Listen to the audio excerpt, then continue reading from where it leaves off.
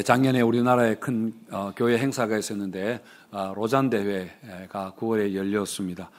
작년 로잔 대회 5째 날 저녁 시간에 한국 교회의 밤이라는 특별한 순서가 있었는데요. 거기서 140년 한국 교회 역사에 정말 기념비적인 그런 12가지의 상징적인 주제를 선정해서 그래서 한국 교회의 12개의 돌이라는 주제로 뮤지컬 형식의 공연이 있었습니다. 이스라엘 백성들이 요단강을 건너서 가나안에 들어갈 때에 요단강에서 가져온 그 12개의 돌을 길갈에다가 세워서 하나님 하신 일을 기념했던 것에서 착안해서 12개의 돌 이렇게 한 것입니다. 1907년에 길선주 목사가 설교하면서 밧줄로 자기 몸을 꽁꽁 묶고는 바로 이 죄가 밧줄과 같습니다 라고 호소하면서 회개운동이 일어나서 그것이 결국 평양 대붕운동으로 일어나게 되었습니다. 그 밧줄도 그 중에 한 가지였고요. 그 다음에 우리나라 신앙의 특징이 성경입니다. 성경이 선교사가 들어오기 전에 이미 성경이 번역이 들어올 정도였는데 최초의 한글 성경 예수 선교전서 그리고 또 우리나라가 선교사가 언어가 없는 곳에 들어가서 언어를 만들고 또 성경을 번역하는 완본족 번역한 성경도 그 중에 하나가 있었고 또 전쟁 중에 피난민촌에도 여지없이 피난민촌에도 거기에는 교회가 그리고 우리나라 사람들 어디 가든지 간에 항상 교회를 세우는 사람들이죠. 그 천막교회 등등 하여튼 간에 이렇게 12개의 상징물이 그렇게 있었습니다. 자, 우리 교회도 50년 역사에 12개의 이런 오브제를 선정한다면은 어떤 것들이 있을까? 제가 그것을 생각하면 생각해 보았는데, 뭐 금방 생각나는 게 파밭, 우리 교회가 이 파밭에서 시작이 되었다고 그렇게 하니까요. 그리고 또 어떤 게 있겠습니까? 저는 소나무, 우리가 지금 골칫덩어리라고 생각하지만 사실은 알고 보면 하나님 우리 교회에 일찍이 주신 큰 선물이 소나무일 수도 있다는 생각. 어쨌든 이 소나무를 우리가 앞으로 많은 이야기를 소나무에다가 갖다 걸었으면 좋겠습니다. 그리고 또 마스크, 코로나 시기를 상징하는 우리가 그 고난의 시간을 지나갔다는 어떤 상징으로 마스크, 그리고 또 우리가 짓는 새 건물도 거기에 들어갈 수 있을까요? 하여튼 이런 여러 가지가 있을 것입니다. 제가 금방 생각했지만은 우리 교인들이 이렇게 같이 의견을 모아서 생각하면은 12개 이상 있을 텐데요. 아마 여러분의 인생 신앙 여정에도 이런 12개의 도를 생각해 세워볼 수 있을 것 같습니다. 꼭 12개는 아니더라도 몇 가지만이라도 여러분 인생에 기념할 만한, 마크할 만한 이런 것들을 정하고 그리고 그것과 관련된 여러분의 이야기를 만드는 것이죠. 이야기를 하고 거기에다가 관련된 사진을 넣고 그러면 하나의 책이 될 수도 있을 것입니다. 그래서 여러분이 평생에 책을 하나, 돈을 남기지 마시고 책을 하나 남겨서 자녀들에게 이렇게 물려주시면 아마 좋은 유산이 되지 않을까 그런 생각도 해보게 됩니다. 자, 오늘 본문의 말씀은 하나님의 이름 두 번째인데요. 여호와 니시입니다. 여호와 니시. 여호와 니시의 이름이 무슨 의미인지 오늘 본문을 가지고 한번 생각해 보겠습니다. 이스라엘이 출애굽하면서 애굽에서 나와서 자유와 해방을 얻게 되었습니다. 자유를 얻어서 간 곳이 광야였습니다. 광야. 어서와 자유는 처음이지. 그렇게 하면서 환영을 했는데 그런데 그 자유의 길은 너무나 고생이 훤한 길이었습니다. 이스라엘은 지금까지 스스로 뭔가를 해본 적이 없었습니다. 시키는 대로 일하고 주는 대로 먹고 그렇게 했으니까요. 그러다가 이제 광야에 나오게 되니까 당장 먹고 사는 것부터 이제 문제가 되었습니다. 그러자 이스라엘 백성들은 금세 불평과 원망이 터져나오고 차라리 자유가 밥 먹여주냐 하면서 자유를 팔아서 밥이나 실컷 먹었으면 좋겠다 하면서 애굽으로 돌아가자 그렇게 난리를 쳤습니다. 그래서 출애굽 후로 지금까지 이런 과정에서 어쨌든 이런 문제를 하나님께서 해결해 주셨는데 그렇게 하다가 르비딤이라는 곳에 왔을 때 이번에는 또 다른 문제를 만나게 되는데 그게 바로 전쟁입니다. 전쟁이 일어났습니다. 8절에 보시면은 그때에 아말렉이 와서 이스라엘과 르비딤에서 싸우니라. 전쟁도 이스라엘은 처음 겪는 일일 겁니다. 하지만 앞으로 가나안에 들어가면 맨날 해야 되는 게 전쟁이겠지만은 어쨌든 전쟁을 처음으로 겪으면서 이스라엘 백성들은 그 전쟁 때문에 굉장히 당황하고 두려워하고 그랬을 겁니다. 정말 출애굽한 것을 후회하게 하는 그런 일이 일어난 것입니다. 그래서 모세와 하나님에게 또 원망과 불평을 쏟아 놓았을 텐데 어쨌든 바로 적이 쳐들어왔으니까 나가서 싸워야 했습니다.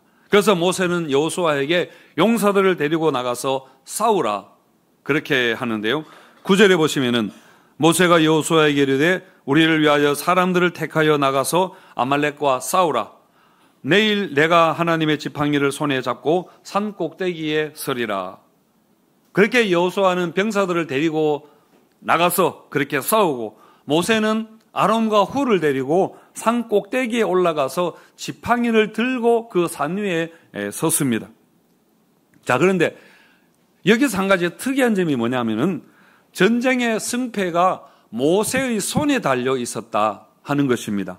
모세가 손을 올리면은 이스라엘이 이기고 손을 내리면은 아말렉이 이기고 하는 이런 전쟁의 양상을 보였던 것입니다. 여러분 이게 무슨 의미일까요? 왜 모세가 손을 들면 전쟁에서 이기고 손을 내리면은 전쟁에서 지고 밀리고 이렇게 했을까요? 일반적으로 모세가 손을 든 이 행위는 기도라고 그렇게 생각을 합니다. 모세가 여호수아에게 너는 나가서 싸우라. 나는 내일 산에 올라가서 아론과 훌과 함께 기도하겠다. 라고 했다는 것이죠. 우리 교회가 화요전도대 팀이 이제 전도할 때 전도지를 나누어서 이렇게 직접 전도하는 분들도 있고 또 많은 권사님들은 교회에서 전도팀을 위해서 중보기도 하는 그런 기도팀도 있습니다. 이런 것과 비슷한 거죠. 여호수아는 싸우고 모세는 중보기도 하고 이처럼 모세가 산에 올라가서 전쟁을 위해서 기도했다고 볼 수 있습니다.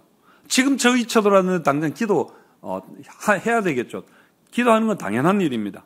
그리고 또 여러분 우리가 기도하면 하나님이 우리를 위해서 싸우시는 것도 맞는 말입니다. 그래서 우리는 아무리 피곤하더라도 여러분 기도의 손을 내려서 안 되고 기도에 낙심하지 않아야 합니다. 우리가 끈질기게 기도하라. 그러면 하나님께서 들으시리라고 그렇게 말씀을 하셨습니다. 하지만 여러분 모세가 이 전쟁에서 손을 든 것은 기도 이상을 의미하는 것입니다. 여러분 사실 기도는 기도여야지 손을 들고 대신 손을 들고 있다고 그게 대신 기도가 되지는 않잖아요. 기도해야 여러분 기도인 것입니다. 그래서 모세의 손이 내려온 게 모세가 졸려서 그렇게 졸았거나 한 것은 아니겠지요. 여러분 손을 들었다 하는 것은 말 그대로 손을 든 것입니다. 손을 들고 기도했는지는 모르지만 어쨌든 손을 든 것입니다.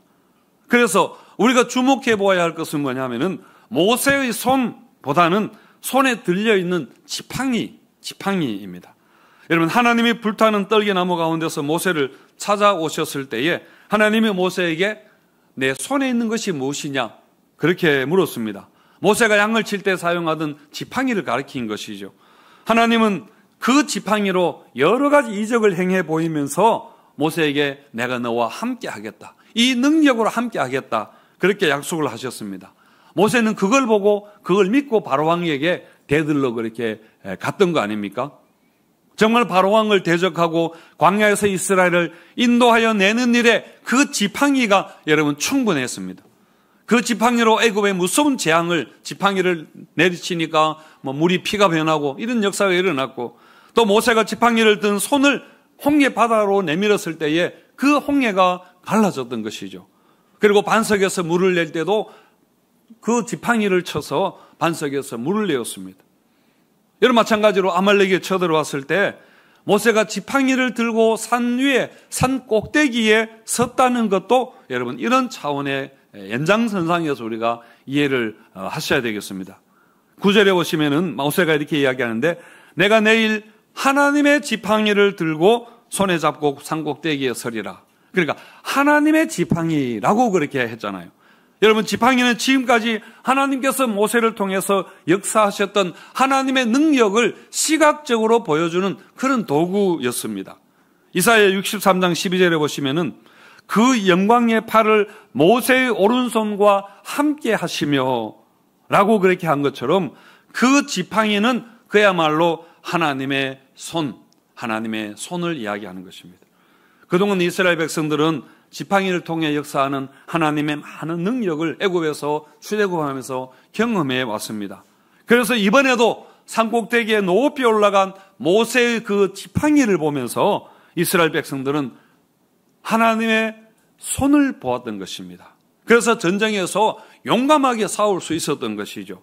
그래서 모세는 지팡이를 이스라엘 백성들이 볼 수 있도록 높이 그렇게 쳐들어야 했고, 그 지팡이를 든 손이 무거워서 내려오면은 병사들은 혹시 무슨 일이 잘못되는가 싶어서 사이가 떨어지고 그렇게 했던 겁니다. 그래서 아론과 훌이 옆에서 모세의 지팡이를 든 그 손을 떠받치면서 지팡이가 내려오지 않게 그렇게 한 것입니다.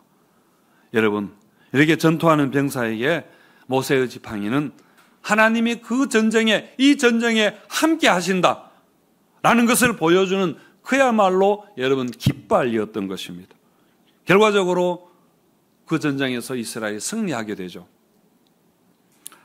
여러분, 광야에서 이스라엘이 겪은 이 일들은 광야 인생을 사는 우리도 마찬가지로 여러분 겪는 문제들, 비슷하게 겪는 문제들입니다.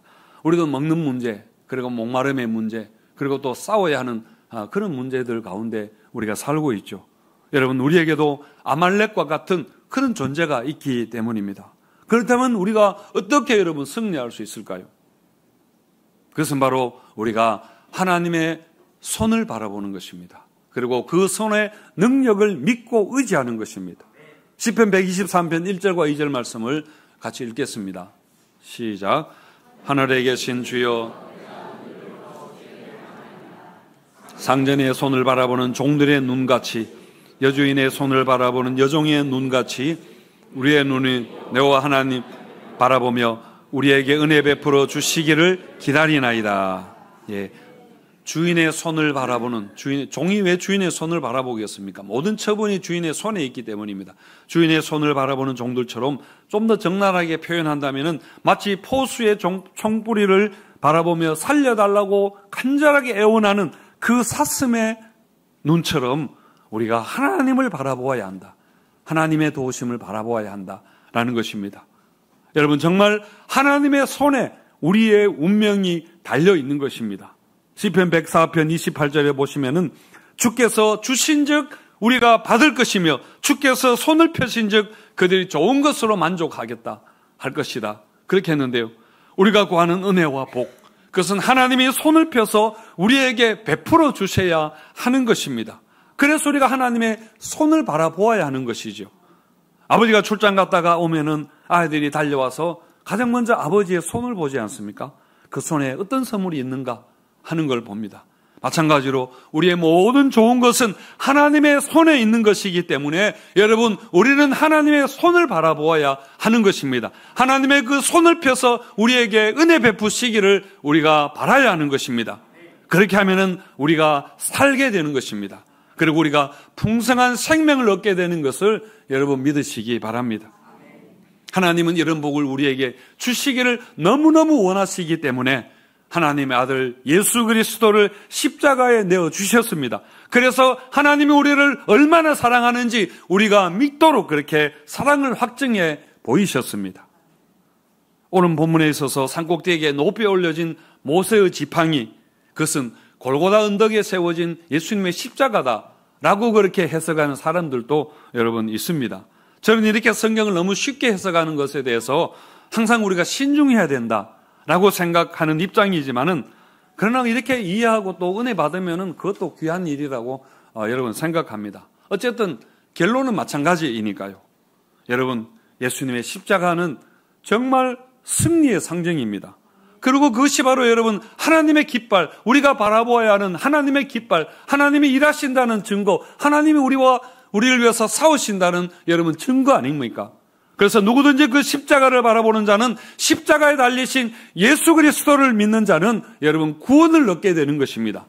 그 십자가의 능력으로 우리는 모든 싸움에서 우리는 승리하게 되는 것입니다. 그래서 그 십자가는 분명히 하나님의 임재의 증거이며 하나님의 사랑의 증거인 것입니다. 로마서 8장 35절에서 누가 우리를 그리스도의 사랑에서 거느리요 환난이나 공고나 박해나 기근이나 적신이나 위험이나 칼이랴 그렇게 했는데, 그리고 37절에서 뭐라고 합니까? 그러나 이 모든 일에, 이런 환난과 공고나 박해나 이 모든 일에 우리를 사랑하시는 이로 말미암아 우리가 이기느니라가 아니라 우리가 넉넉히 이기느니라, 그렇게 말씀하셨습니다. 우리를 사랑하시는 하나님의 그 사랑으로 인해서 우리가 어떤 환난과 삶의 어려운 문제를 당한다 하더라도, 우리가 어떤 위협을 당한다 하더라도 멈출 수 없는 하나님의 사랑 때문에 우리가 넉넉하게 이기게 되는 것을 여러분 믿으시기 바랍니다. 여러분 정말 광야 같은 세상, 위험한 세상 사신다고 너무 수고가 많으실 텐데요, 하나님의 사랑과 하나님의 능력을 믿는 그 믿음으로 승리하게 되시기를 바랍니다.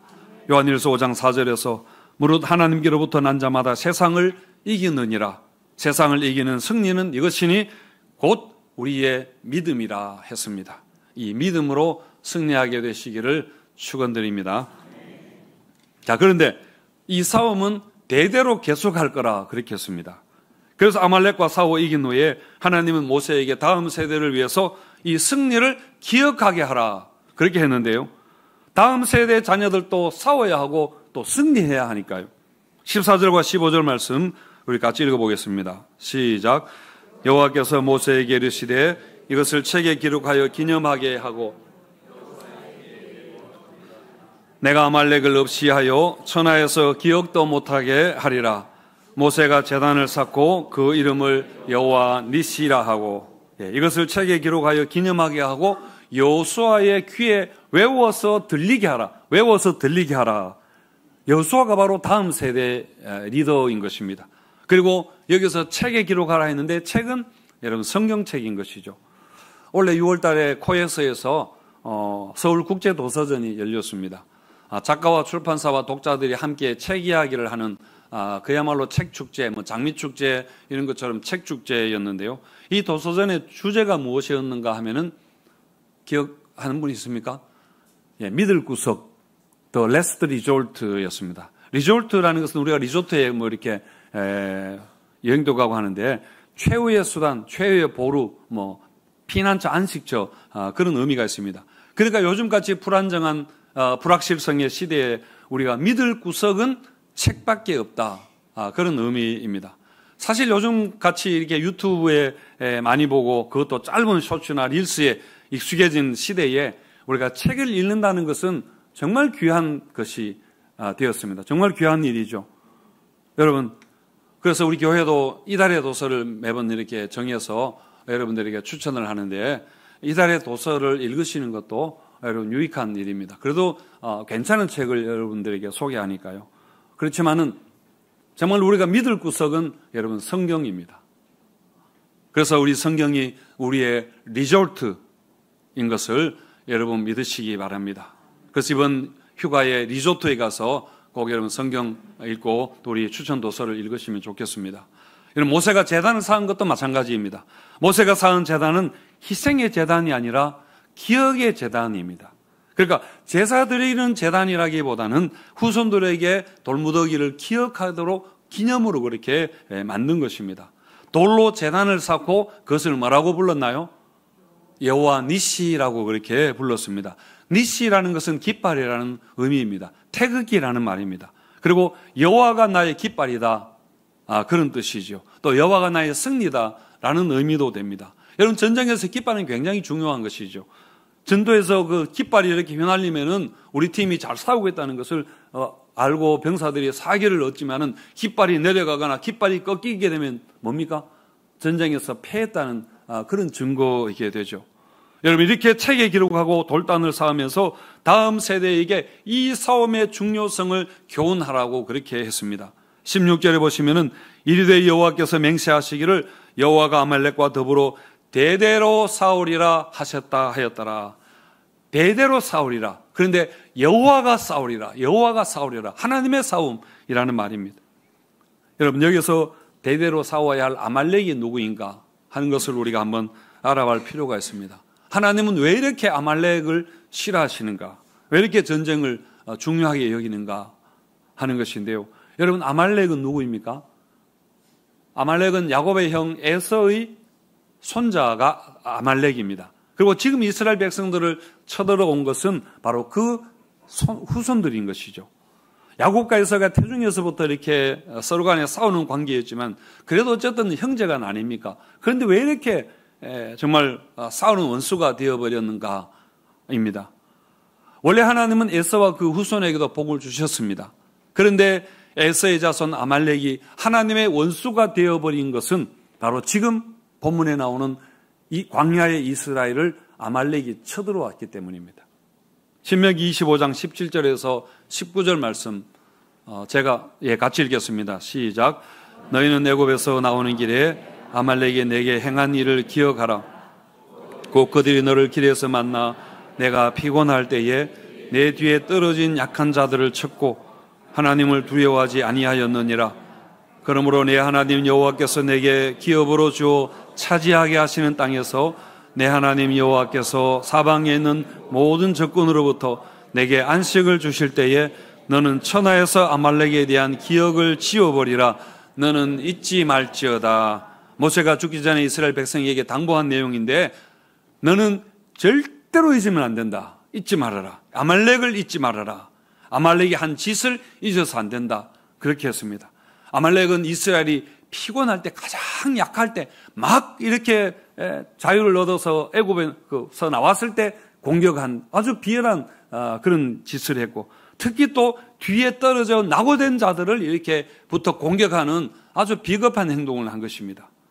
아말렉이 이렇게 비열한 짓을 감히 이스라엘 백성들에게 한 것은 하나님을 두려워하지 않았기 때문이다 라고 그렇게 했습니다. 하나님의 백성들이 가나안으로 지금 가는데 감히 그 길을 막는 것입니다. 그것은 하나님을 막는 것입니다. 하나님의 구속 역사를 대적하는 일이죠. 그래서 하나님은 이런 아말렉에 대해서 굉장히 괘씸하게 생각했습니다. 그래서 이스라엘이 가나안에 들어가서 나라가 이제 갖추어지고 초대 왕으로 사울 왕이 취임했을 때에 하나님이 사울 왕에게 명령을 하죠. 너는 아말렉을 진멸하라. 그렇게 합니다. 사무엘상 15장 2절과 3절에 보시면은 만군의 여호와께서 이같이 말씀하시기를 아말렉이 이스라엘에게 행한 일 곧 애굽에서 나올 때에 길에서 대적한 일로 내가 그들을 벌하노니 지금 가서 아말렉을 쳐서 그들의 모든 소유를 남기지 말고 진멸하되 남녀와 소아와 젖먹는 아이와 우양과 낙타와 나귀를 죽이라 하셨나이다 하니 했습니다. 아말렉을 진멸하라고 하신 이유가 뭡니까? 이스라엘이 애굽에 나왔을 때에 광야에 있을 때에 공격했기 때문입니다. 하나님도 굉장히 그러고 뒤끝이 있는 분이어서 꼭 이것을 갚으시는 것이죠. 그런데 사울은 이 명령에 어떻게 합니까? 불순종합니다. 자기 욕심을 채우려고 많은 좋은 것들을 감추어 두었습니다. 그래서 그 불순종을 인해서 하나님이 사울에게 굉장히 실망하고 이렇게 분노하셔서 결국 하나님께 버림을 받게 되고 사울은 결국 죽게 되는 겁니다. 사울 왕이 길보아산 전투에서 이렇게 치명적인 부상을 입게 되는데 더 이상 가망이 없다는 것을 알고 그 옆에 있던 어떤 청년에게 자기를 죽여달라고 그렇게 부탁했는데요. 그 청년이 바로 아말렉 청년이었습니다. 결국 사울은 자기가 봐준 아말렉에게 당하게 된 겁니다. 나중에 에스더서에 보면은 유대인들을 전멸시키려고 계획했던 사람이 누굽니까? 하만이죠. 하만이 아말렉의 후손입니다. 이렇게 아말렉의 존재는 애굽 바로왕의 모습으로 바벨론과 아수르의 모습으로 하만과 같은 그런 악당의 모습으로 적그리스도의 존재로 역사 속에 끊임없이 그렇게 있어 왔습니다. 하나님을 대적하고 하나님의 백성을 유혹하고 괴롭히고 그래서 하나님의 구속 사역을 회방하는 사탄의 세력, 그게 바로 아말렉인 것입니다. 여러분, 그래서 지금 우리도 이 싸움 가운데 있습니다. 우리도 지금 아말렉과 싸우는 중에 있는 것입니다. 아말렉은 악한 자 안에 처한 세상을 이야기하는 것이고 육신의 정욕과 안목의 정욕과 이생의 자랑인 것입니다. 우리 성도가 싸워야 할 육체의 소욕이 바로 우리의 아말렉인 것입니다. 여러분, 이스라엘이 출애굽하고 홍해 앞에 왔을 때에 애굽의 군대가 추격해 오지 않습니까? 그때 뭐라고 합니까? 그때 나가서 싸우라고 하나요? 아닙니다. 가만히 있으라고 그렇게 이야기합니다. 출애굽기 14장 13절에 보시면은 모세가 백성에게 이르되 너희는 두려워하지 말고 가만히 있어서 여호와께서 오늘 너희를 위하여 행하시는 구원을 보라. 너희가 오늘 본 애굽 사람을 영원히 다시 보지 못하리라. 너희는 가만히 있으라. 대신 하나님이 다 알아서 싸우신다. 정말 하나님이 바다를 갈라서 다 그렇게 수장시켜 버렸습니다.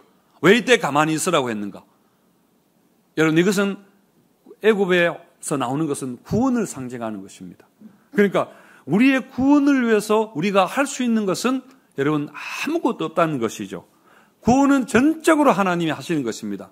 하지만 아말렉과의 전투는 다릅니다. 여호수아에게 뭐라고 합니까? 사람을 택하여 나가서 싸우라. 나도 산에 올라가겠다. 그렇게 한 것입니다. 이것은 구원받는 백성이 광야의 삶을 살아갈 때 치러야 하는 영적인 전쟁을 이야기하는 것입니다. 이 전쟁에서는 우리가 가만히 있으면 안 되는 것입니다. 그래서 여러분, 우리가 싸워야 합니다. 우리는 죄와 싸워야 합니다. 피 흘리기까지 싸워야 하는 것입니다. 우리의 영적인 게으름과도 여러분 싸워야 하고, 우리의 옛 본성과도 여러분 싸워야 하고, 부정적인 마음과 이런 우울한 마음과 이런 모든 것과 우리는 싸워야 하는 것입니다. 우리의 신앙을 도전하는 모든 것들과 우리는 싸워야 하는 것입니다.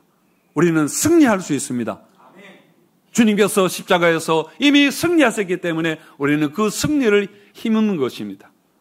물론 우리가 우리 힘만으로 싸우는 것은 아니죠. 여러분, 우리 신명기 20장 3절 4절 말씀 읽고 마치겠습니다. 같이 읽겠습니다. 시작. 말하여 이르기를 이스라엘아 들으라. 너희가 오늘 너희의 대적과 싸우려고 나왔으나 마음에 겁내지 말며 두려워하지 말며 떨지 말며 그들로 말미암아 놀라지 말라. 너희 하나님 여호와는 너희와 함께 행하시며 너희를 위하여 너희 적군과 싸우시고 구원하실 것이라 할 것이며. 이 말씀 기억하시기 바랍니다. 여러분, 겁내지 말고, 여러분 두려워하지 말고, 여러분 놀라지 말라 그렇게 하셨는데요. 하나님이 우리와 함께 하셔서 우리 위에 싸우시고 우리를 도우시고 여러분 우리를 구원하실 것입니다. 이 믿음 가지고 우리가 사는 일에 여러분 두려워하지 말고, 또 사는 일에 여러분 염려하지 말고, 사랑하는 일에 우리가 주저하지 말고 우리가 마음껏 믿고 우리가 말씀대로 살아서 하나님의 이름의 능력을 경험하는 승리하는 성도님들 되시기를 축원드립니다.